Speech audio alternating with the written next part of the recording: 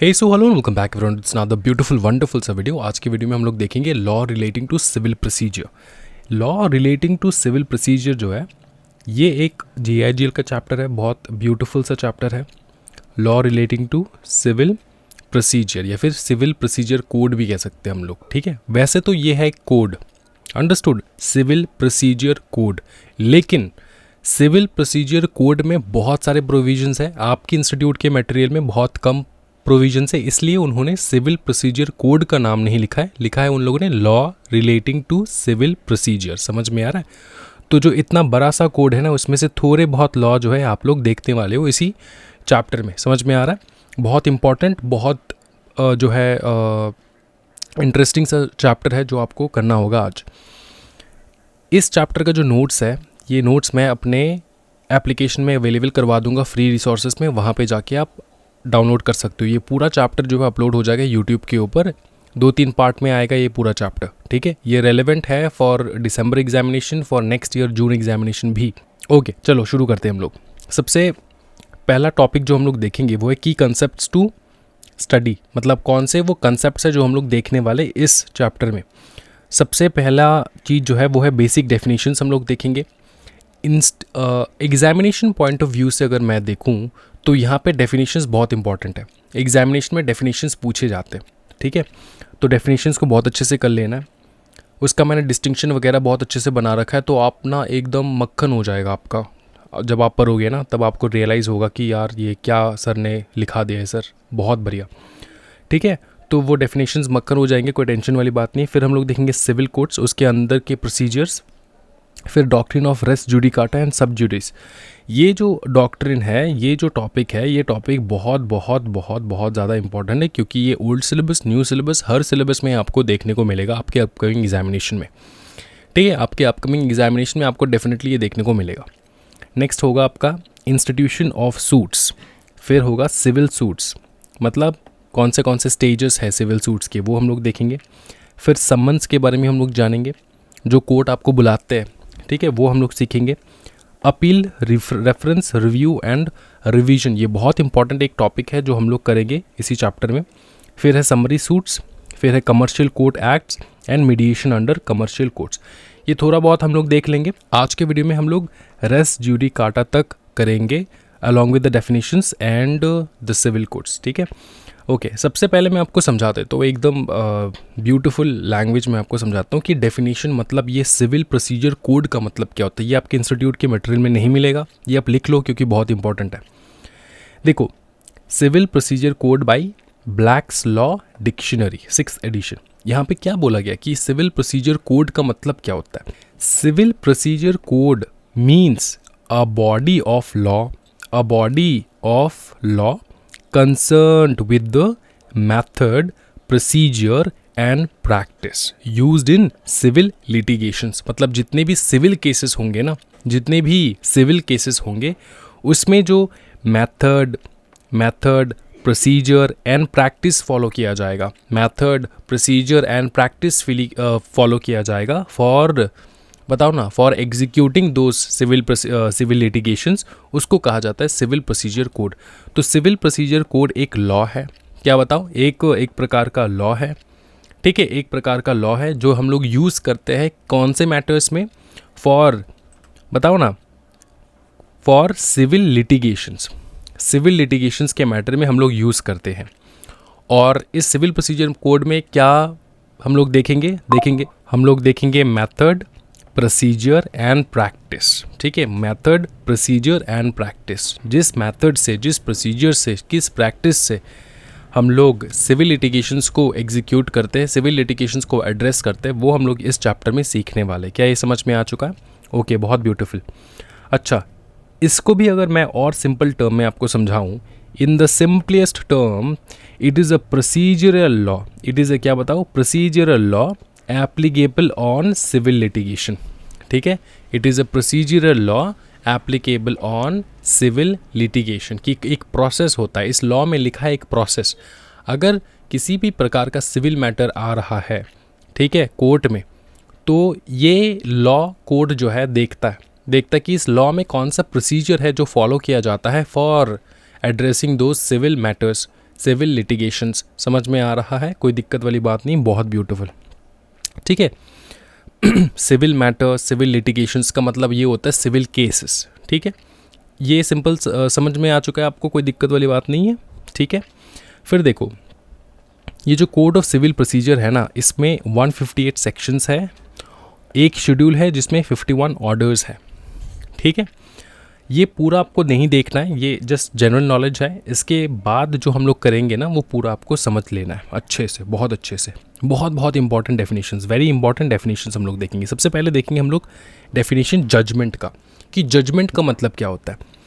बोला गया कि स्टेटमेंट गिवन बाय द जज, जज जो स्टेटमेंट देता है of the grounds of a decree और order, of the grounds of a decree और ऑर्डर, ठीक है। जो जजमेंट जज देता है of the grounds of a decree और ऑर्डर, वही हो जाता है जजमेंट। अब ये आप सोचोगे कि यार सर, ये डिक्री या फिर ऑर्डर होता क्या है ना, डिक्री या फिर ऑर्डर होता क्या है, जिसके थ्रू जज अपना जजमेंट सुनाता है। तो जज अपना जजमेंट किसके थ्रू सुनाता है, या तो डिक्री के थ्रू या तो ऑर्डर के थ्रू। अब डिक्री एंड ऑर्डर होता क्या है, इनमें क्या डिफरेंसेस है, वो हम लोग समझेंगे नेक्स्ट टॉपिक पे, जो कि है difference between decree and order, ठीक है। एग्जामिनेशन में बहुत फेमस क्वेश्चन है। सिंपल चीज़ अगर मैं आपको समझाऊं, तो डिक्री होता है एक प्रोसीजर फॉलो करके जज जब जजमेंट सुनाता है। ऑर्डर होता है सीधा ऑर्डर पास कर देना, जज कुछ भी नहीं सुनेगा, सीधा ऑर्डर पास करेगा, ठीक है। उन केसेस को हम लोग कहते हैं ऑर्डर, एंड उन जजमेंट्स को हम लोग कहते हैं ऑर्डर, जब जज कुछ भी नहीं सुनता है, सीधा ऑर्डर पास करता है। एंड जब जज सुनता है प्रॉपरली, ठीक है, सब कुछ ध्यान में रखते हुए, फिर जाके एक कोई जजमेंट देता है, उसको कहा जाता है डिक्री। इसको और ब्यूटीफुल तरीके से हम लोग समझेंगे और इजी मेथड में समझेंगे। देखो, डिक्री क्या होता है, जजमेंट विथ रीज़न। इसका मतलब क्या होता है सर, जजमेंट विथ रीज़न का मतलब होता है कि जज जब जजमेंट दे रहा है तब वो रीज़न बताएगा। अगर रीज़न बता रहा है तो वो एक डिक्री है, अगर विदाउट रीज़न है तो वो एक ऑर्डर है। कि जज ने जजमेंट सुनाया आपको विदाउट एनी रीज़न, ऐसे ही, तो अगर विदाउट एनी रीज़न है तो उसको कहा जाता है ऑर्डर, ठीक है। एंड अगर विथ रीज़न है उसको कहा जाता है डिक्री। उसके बाद in it rights and liabilities of parties are conclusively determined. आपके राइट्स क्या है, आपके लाइबिलिटीज़ क्या है, दोनों पार्टी का जो है वो डिटरमाइन करने के बाद जज कोई जजमेंट देता है, उसको कहा जाता है डिक्री। और अगर डिटरमाइन ना करे तो नॉट कंक्लूसिवली डिटरमाइंड, तो उसको कहा जाता है ऑर्डर। देखो, नॉर्मली डिक्री के अगेंस्ट फर्स्ट अपील पॉसिबल है, यस, ठीक है, सेकेंड अपील भी पॉसिबल है, यस, लेकिन ऑर्डर में नॉर्मली नॉट पॉसिबल एक्सेप्ट कुछ cases under order section 1 under applicable order under section 104। इसके तहत कुछ जगह पे आप जो है अपील कर सकते हो, लेकिन नॉर्मली अपील पॉसिबल नहीं होता है, ठीक है। कुछ अपीलेबल ऑर्डर्स है, कुछ अपीलेबल ऑर्डर्स है, वो आप अपील कर सकते हो, लेकिन नॉर्मली नॉट पॉसिबल। एंड ये जो सेकंड अपील है वो तो पॉसिबल है ही नहीं, समझ में आ चुका है। ये डिफरेंस है डिक्री एंड ऑर्डर का। तो अगर कोई भी पकड़ लो, आपकी मम्मी ने पूछ लिया आपसे कि बताओ ना बेटा, ये डिक्री एंड ऑर्डर जो है ये क्या है, मम्मी आपसे पूछ रही है कि ये जो डिक्री है, ये ऑर्डर है, इनमें क्या डिफरेंसेस है, तो आपको बता देना कि मम्मी जी सिंपल चीज़ है, अगर आप कोई भी जजमेंट देते हो सुन के समझ के, ठीक है, सुन के समझ के हमारे राइट्स लाइबिलिटीज़ को ध्यान में रखते हुए और रीज़न बताते हो कुछ भी ऑर्डर का, जैसे आप घर में ऑर्डर देते हो नहीं हमको, रीज़न बताते हो कुछ भी ऑर्डर का, तो वो हो जाता है डिक्री। और कभी भी अगर आपने रीज़न नहीं बताया, आपने सोचा भी नहीं कि हमारा राइट क्या है, हमारा लाइबिलिटी क्या है, कुछ भी, सीधा ऑर्डर पास कर दिए, ठीक है, या फिर सीधा जजमेंट सुना दिए, उसको कहा जाता है ऑर्डर, ठीक है। मम्मी जी समझ में आ चुका है। तो घर में मम्मी जब कभी भी कुछ रीज़न बताकर कुछ भी आपसे करवाती है, वो हो जाता है डिक्री। एंड अगर विदाउट रीज़न तो वो जाता है ऑर्डर। सिंपल चीज़, क्या ये समझ में आ रहा है, ठीक है। डिक्री एंड ऑर्डर बहुत क्लियर, ज़िंदगी में नहीं भूलोगे, ठीक है। नेक्स्ट हम लोग टॉपिक देखेंगे डिक्री होल्डर। डिक्री होल्डर किसको कहा जाता है। देखो, सिंपल भाषा में अगर मैं आपको समझाऊं, जिस भी इंसान के फेवर में, जिस भी पार्टी के फेवर में ऑर्डर पास किया जाता है उसको कहा जाता है decree holder. Decree holder means any person in whose favor a decree has been passed or an order capable of execution have been made, तो वो हो जाता है डिक्री होल्डर। ठीक है, जिसके फेवर में जजमेंट सुनाया जाता है वो हो जाता है डिक्री होल्डर। और सर जिसके अगेंस्ट में सुनाया जाता है, देखो भैया दो पार्टीज होते हैं ना, किसी भी केस में दो पार्टीज होंगे, तो एक का फेवर होगा एक का अगेंस्ट होगा। जज जब जजमेंट सुनाता है किसी के फेवर में सुनाता है और किसी के अगेंस्ट में सुनाता है। जिसके फेवर में सुनाता है वो है डिक्री होल्डर, जिसके अगेंस्ट में सुनाता है, सर उसको क्या कहते हैं सर, उसको कहा जाता है जजमेंट डेटर। ये नेक्स्ट वाला टॉपिक, ठीक है, उसको कहा जाता है जजमेंट डेटर। क्लियर? देखो फिर से, judgment debtor means any person against whom a decree has been passed, against whom, देखो अच्छे से, against whom a decree has been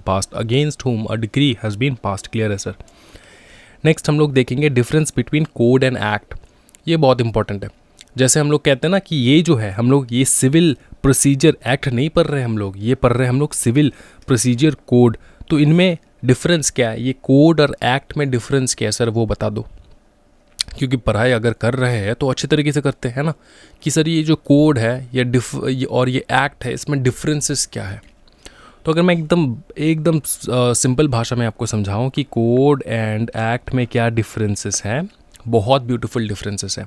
देखो, code it consolidates, combines and amends various loss. ठीक है। Act, it is a single law and not a combination of loss. मतलब sir इसका मतलब simple है, कोड का मतलब होता है बहुत सारे लॉ को एक साथ कर देना, तब जाके बन जाता है कोड। और एक्ट होता है एक पर्टिकुलर लॉ, जैसे कि कंपनीज एक्ट 2013, वो एक ही पर्टिकुलर लॉ है। ठीक है, एक ही पर्टिकुलर लॉ है, वो है कंपनीज एक्ट 2013, वो हो जाता है एक्ट।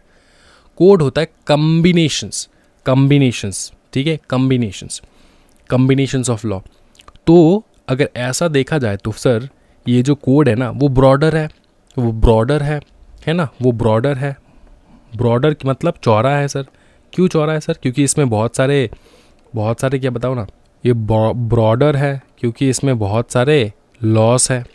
और ये नैरोअर है क्योंकि इसमें सिर्फ एक ही लॉ है। ठीक है, ये नैरोअर है, ये ब्रॉडर है। उसके बाद सर बताओ ना, उसके बाद ये है कि because of code law gets amended. इसका मतलब समझते हैं हम लोग, अमेंडमेंट का मतलब होता है चेंज हो जाना। तो सर कोड के वजह से लॉ कैसे चेंज हो जाता है सर, वो मेरे को समझाओ। देखो, जब किसी भी जगह पे बहुत सारे, देखो ना, इतने सारे लॉस है ना एक साथ, तो अगर हम लोग एक साथ लॉस को यूज़ कर रहे हैं तो एक लॉ दूसरे लॉ के अगेंस्ट में ना चला जाए, इसलिए हमको अमेंड करना होता है बहुत सारे लॉस। समझ में आ रहा है? चेंज करना होता है, अमेंड मतलब चेंजेस। तो अगर मैंने 3-4 लॉस को एक साथ मैं पढ़ रहा हूँ, एक साथ में एप्लीकेबल करवा रहा हूँ, तो शायद ऐसा हो सकता है कि इन सारे लॉस में कहीं कहीं पे एक दूसरे के साथ कॉन्फ्लिक्ट हो रहा है। एक लॉ में एक बताया, दूसरे लॉ में दूसरा बताया, तो उसको चेंज कर देना नेसेसरी होता है कोड में। तो इसलिए कोड के वजह से, क्योंकि हम लोग बहुत सारे लॉस को एक साथ पढ़ रहे हैं, एक साथ कंपाइल कर रहे हैं ना, देखो कंपाइल करके रखे ना बहुत सारे लॉस को। अब जैसे ही हम लोग बहुत सारे लॉस को कंपाइल करके रखे हैं, तो इनमें एक लॉ दूसरे लॉ से थोड़ा अलग हो ही सकता है ना, थोड़ा अलग हो ही सकता है। तो इसके लिए एक चीज़ बहुत ध्यान में रखना है आपको कि because of this means because of code law gets amended. ठीक है, अच्छा। और एक्ट में it does not lead to any amendment in code. Code तो है भैया कॉम्बिनेशन ऑफ बहुत सारे लॉस, तो एक सिंपल एक्ट के वजह से कोड जो है उसमें चेंजेस नहीं आता, लेकिन हाँ कोड की वजह से लॉस में चेंजेस आ जाते हैं। ओके, एग्जाम्पल के तौर पे अगर देखें हम लोग, तो आता है civil procedure code, insolvency and bankruptcy code, criminal procedure code, SEBI takeover code. ये जो हमारा सिविल प्रोसीजर कोड है ये हम लोग कर रहे हैं अभी। उसके बाद IBC, ये आप देखोगे किसी दूसरे सब्जेक्ट में, जैसे कि इंसॉल्वेंसी बैंक्रप्सी कोड आप SBIL में देख सकते हो। क्रिमिनल प्रोसीजर कोड यहीं पे देखेंगे GIGL में। सेबी टेक ओवर देखोगे आप CMSL में, ठीक है, समझ में आ रहा है। उसके बाद देखो भाई कंपनीज एक्ट 2013, ये एक्ट एक single law, companies act 2013, Indian stamp act, limitations act, ये बहुत सारे। तो कंपनीज एक्ट 2013 तो कंपनी लॉ में देख लोगे आप, Indian stamp act, limitation act ये आप यहीं पे देखोगे जो कि है GIGL। समझ में आ रहा है। नेक्स्ट हम लोग देखेंगे एक केस लॉ, बहुत इंपॉर्टेंट केस लॉ है। केस लॉ का मतलब होता है एक केस जहाँ पे जजमेंट बहुत पहले सुनाया गया था, ठीक है, तो ये लॉ बन जाता है। किसी भी केस में जब कुछ नया चीज़ इंट्रोड्यूस किया जाता है, नया लॉ, नया जजमेंट पास किया जाता है, वो एक लॉ बन जाता है, ठीक है। तो केस लॉ, केस के वजह से लॉ बना है, तो ये केस लॉ। इस केस लॉ का नाम है Vidyacharan Shukla versus Khubchand Baghel and others. अच्छा, ये जो केस लॉ है, इसको एक चीज़ मैं आपको बता दूं, अगर आप बहुत सारे केस लॉस याद रख रहे हो तो बहुत अच्छी बात है, एग्जामिनेशन में आपको एडिशनल मार्क्स मिलेंगे अगर आपने केस लॉ मेंशन किया है तो। अगर आप केस लॉ मेंशन कर रहे हो तो कभी कभार ऐसा हो सकता है कि एक पार्ट आपको याद रहे एंड दूसरा पार्ट आप भूल जाओ, तो इसमें भी मार्क्स मिलेगा आपको। अगर आप कम से कम एक पार्ट भी याद करके रख रहे हो तब भी मार्क्स मिलता है, समझ में आ रहा है, तब भी एडिशनल मार्क्स मिलता है।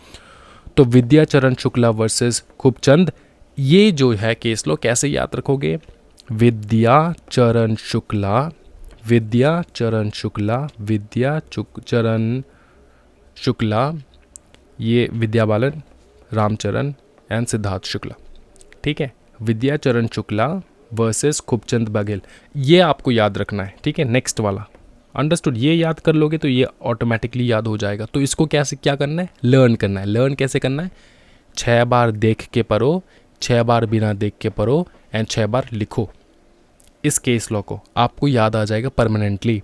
6 बार फिर से सुन लो, 6 बार देख के पढ़ो, 6 बार बिना देख के पढ़ो, 6 बार लिखो, ठीक है। इसको, इस पूरे लाइन को, तब ये ऑटोमेटिकली आपके दिमाग में फिट हो जाएगा।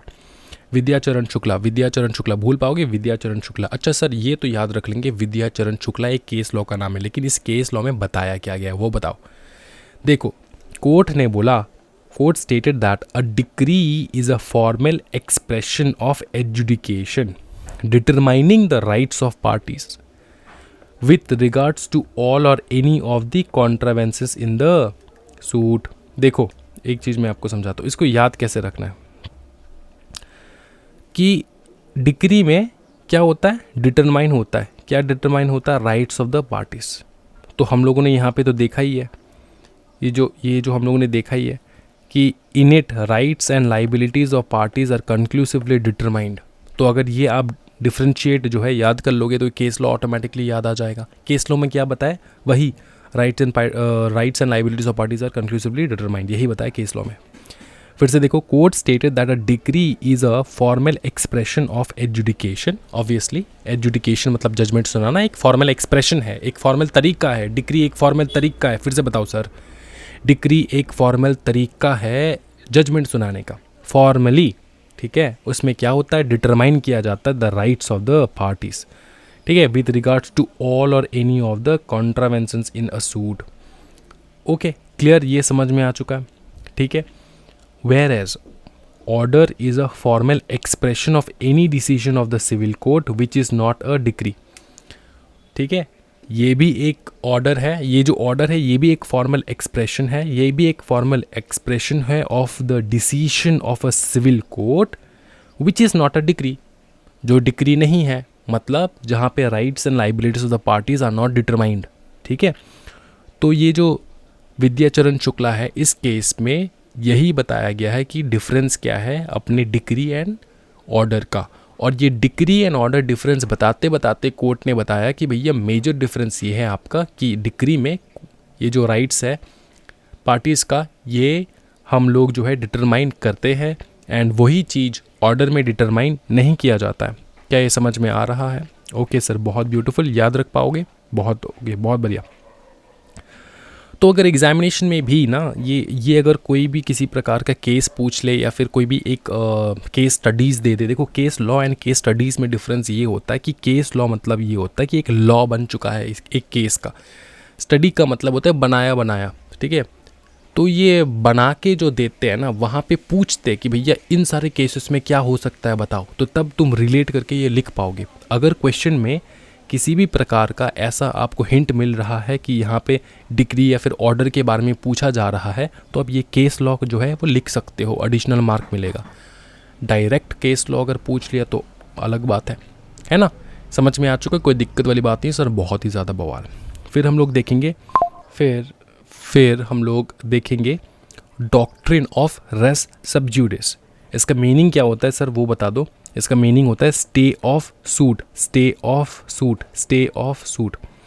ये लास्ट टॉपिक रहेगा आज का, बहुत ब्यूटीफुली ख़त्म हो जाएगा जल्द से जल्द, देखो बहुत अच्छे से। डॉक्ट्रिन ऑफ रेस सब्जुडिस, इसका मतलब होता है इंग्लिश में stay of suit. Stay of suit का मतलब होता है कोई भी सूट आपने फाइल किया उसमें स्टे लगा देना, उसमें स्टे ऑर्डर पास कर देना, कोर्ट ने स्टे ऑर्डर पास कर दे। क्यों सर क्यों, मैं बताता हूँ यहीं पे। डॉक्ट्रिन ऑफ रेस सब्जुडिस जब भी पूछा जाएगा तब आपको लिखना होगा ये वाला चीज़। ये मैंने बना के रखा है, आपके इंस्टीट्यूट के मटेरियल से थोड़ा डिफरेंट है लेकिन मीनिंग सेम है। तो ये जो है ना, ये आप लिख सकते हो अपने एग्जामिनेशन में प्रॉपरली, एग्जामिनर भी खुश हो जाएगा। देखो क्या लिखना है कि इसका मीनिंग पूरा ये होता है डॉक्ट्रिन ऑफ रेस सब्जुडिस का। पहले मैं पढ़ाता हूँ उसके बाद एक्सप्लेन करूँगा, ठीक है। If already a suit is pending in an Indian court then another suit involving same subject matter between the same parties cannot be filled in any other Indian court, cannot be filed in any other Indian court। इसका मतलब समझाओ sir. इसका मतलब ये होता है कि देखो ये है दो पार्टी, ठीक है, ये क्या है, दो पार्टी। ये है राज, ठीक है, ये कौन बताओ, ये है राज, ये है शीतल।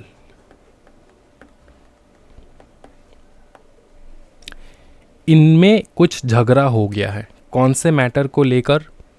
मैटर कुछ भी हो सकता है, कोई भी एक पर्टिकुलर मैटर। चलो डिनर को लेकर, ठीक है, डिनर पार्टी में जाना था या फिर कहीं आउटिंग में डिनर करना था, लेकिन कुछ ऐसा घटना हो चुका है कि इन दोनों के बीच में केस चल रहा है अभी, ठीक है। तो ये टॉपिक क्या है, डिनर। ये डिनर वाला टॉपिक, डिनर वाला सूट जो है ना, किसी ने भी किसी के अगेंस्ट फाइल कर सकता है, कोई दिक्कत वाली बात नहीं है। या तो राज ने शीतल के अगेंस्ट किया या फिर शीतल ने राज के, ठीक है ना। तो दो पार्टी है। अब इसका सूट जो है ना एक इंडियन कोर्ट में चल रहा है, एक इंडियन कोर्ट में चल रहा है ये सूट, ये केस चल रहा है, ठीक है। अब इसका जजमेंट अभी तक आया नहीं है, ये हो चुका है 1 साल, ठीक है। इंडियन कोर्ट्स ऐसे ही भाई, ऐसे काम करता है भैया। तो 1 साल हो चुका है, 1 साल हो चुका है सर, अभी तक जजमेंट नहीं आया। तो इनने क्या किया, इनने इस सेम केस को दूसरे किसी कोर्ट में अप्लाई कर दिया, ठीक है, दूसरी किसी कोर्ट में फाइल कर दिया। ये फर्स्ट कोर्ट है, ये सेकंड है, ठीक है। कौन सा केस, यही डिनर वाला। तो डॉक्ट्रिन ऑफ रेस सब्जुडिस क्या कहता है पता है, ये जो डॉक्ट्रिन ऑफ रेस सब्जुडिस है ये क्या कहता है, कहता है कि अगर ऑलरेडी आपका कोई भी सूट पेंडिंग है किसी इंडियन कोर्ट में, पेंडिंग है ना भैया, जजमेंट आया नहीं है, 1.5 साल हो चुका है, 1-1.5 साल हो चुका है, तो ये same case, same subject matter, dinner, same case, same subject matter, same parties, ये राज एंड शीतल किसी दूसरे इंडियन कोर्ट में फाइल नहीं कर सकते। अगर आपने फाइल की उसमें स्टे ऑर्डर लग जाएगा। देखो फिर से देखो, मैं दिखा रहा हूं आपको। इफ ऑलरेडी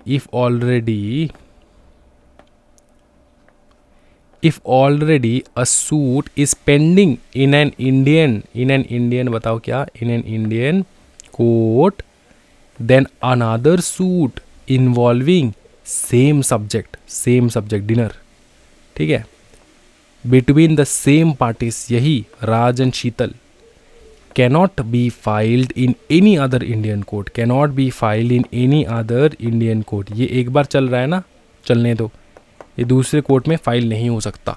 क्या एग्जामिनेशन में आप याद करके लिख पाओगे? बहुत ज़्यादा इंपॉर्टेंट, आप कुछ समझ नहीं पा रहे हो कि कितना इंपॉर्टेंट है, बहुत बहुत इंपॉर्टेंट है। ठीक है, समझे? हाँ जी बताओ ना, फिर से बताओ, समझ में आ चुका है? कोई भी दिक्कत वाली बात नहीं है? हाँ जी, ओके। तो ये हम लोग देखेंगे एक बार यहाँ पे। तो ये लिख देना है आपको एग्जामिनेशन में। यहाँ पर देखो क्या लिखा गया है कि एसेंशियल कंडीशंस क्या है कि हम लोग स्टे लगा देंगे सूट के ऊपर। Stay of suit are, number 1, there must be 2 suits initiated at different times. 2 suit होना होगा, एक सूट तो पहले जो इंडियन कोर्ट में चल रहा है और दूसरा सूट जो है दूसरे कोर्ट में उन लोगों ने डाल रखा है। The matter in the issue is the in the latter suit, मतलब जो इशू है, इशू चल रहा है लेटर सूट में। 2 सूट किया ना, एक पहले कोर्ट में एक दूसरे कोर्ट में। शुड बी डायरेक्टली और substantially in issue in the earlier suit, मतलब ये पहला सूट और ये दूसरा सूट दोनों सेम होना चाहिए, डायरेक्टली या फिर सब्सटेंशियली। ठीक है, थोड़ा बहुत चेंजेस करके दूसरे कोर्ट में लगा देते, सेम केस, किसी को पता नहीं चलेगा। नहीं बेटा, लॉ में लिखा है सब्सटेंशियली, डायरेक्टली या फिर सब्सटेंशियली। मेन जो पोर्शन है तुम्हारे दूसरे केस का वो सेम ही है। तो जो पहला, ठीक है, issue in the latter suit, मतलब ये लेटर मतलब सेकंड जो सूट उन्होंने फाइल किया है ना सेकंड कोर्ट में, वो और उसका जो पहला जो सूट था earlier should be later suit should be directly और substantially in issue in the earlier suit. समझ में आ चुका है? कोई दिक्कत वाली बात नहीं सर, ये बहुत बवाल। नेक्स्ट बताओ, such suit should be between the same parties. Same party होना होगा, Rajan Sheetal. Next, such earlier suit is still pending either in the same court or in any other competent court but not before any foreign court, but not before any foreign court। ये मैं explain करता हूँ। ये foreign court जो है ना, इसको छोड़ के यहाँ तक याद करो सबसे पहले। Such earlier suit is still pending, मतलब पेंडिंग चल रहा है, ऐसा नहीं कि जजमेंट सुना दिया गया है, पेंडिंग है। तो ये 3 कंडीशन समझ में आ रहा ना। पहला कंडीशन है भैया 2 सूट होना होगा, 1 2, ठीक है, same subject matter, dinner, same parties. ये 3 नंबर जो पॉइंट है ये है सेम पार्टी के बीच में, ये राजन शीतल। ठीक है, एंड चौथा बताया गया है कि भैया पेंडिंग होना चाहिए, पेंडिंग होना चाहिए। तो ये डायग्राम के थ्रू ही आप ये 4 पॉइंट याद रख सकते हो। पहला पॉइंट ये होगा, देखो मैं बता देता हूँ, टेंशन वाली बात नहीं, ज़िंदगी में टेंशन नहीं लेना है। देखो पहला कि 2 सूट होना होगा, 1 2, ठीक है, ये पहला पॉइंट है, फर्स्ट पॉइंट। सेकेंड पॉइंट ये है कि सेम सब्जेक्ट मैटर होना होगा, डिनर, ये सेकेंड पॉइंट है। थर्ड है सेम पार्टीज होना होगा, ये थर्ड पॉइंट है। चौथा पॉइंट है पेंडिंग होना होगा, ये फोर्थ पॉइंट है। क्या याद रख पाओगे? कोई दिक्कत वाली बात नहीं, ज़िंदगी में आसान हो जाएगा। देखो अगर आप ये नए स्टूडेंट हो ना, मैं आपको समझाता हूँ, ये डायग्राम्स आपको कितना मदद करने वाला है एग्जामिनेशन में, आपको आप सोच नहीं सकते। इनको ड्रॉ कर लेना है आपके खुद की अंडरस्टैंडिंग के लिए, क्योंकि अगर 1 साल बाद भी अगर आप पढ़ रहे हो तो आपको याद रहे कि अच्छा सर ने ये एग्जाम्पल बताया था। क्या है, समझ में आ रहा है? ये हो जाएगा आपका डॉक्ट्रिन ऑफ रेस सब जुडिस। इसके साथ ये जो लेक्चर है ना वही हम लोग वाइंड अप करेंगे अभी, सो दैट हम लोग नेक्स्ट क्लास आ जाए फिर से, एंड जो है नेक्स्ट क्लास हम लोग कंटिन्यू करेंगे। इसको नोट्स कहाँ से डाउनलोड करना है, फटाफट एप्लीकेशन डाउनलोड कर लेना है, एग्जाम स्कोर प्रोफेशनल हब, वहाँ पे जाके आप डाउनलोड कर सकते हो फ्री रिसोर्सेज के सेक्शन में। ठीक है, चलो आज की वीडियो में इतना ही भाई मेरे। Thank you so much everyone, happy learning guys, bye bye, take care.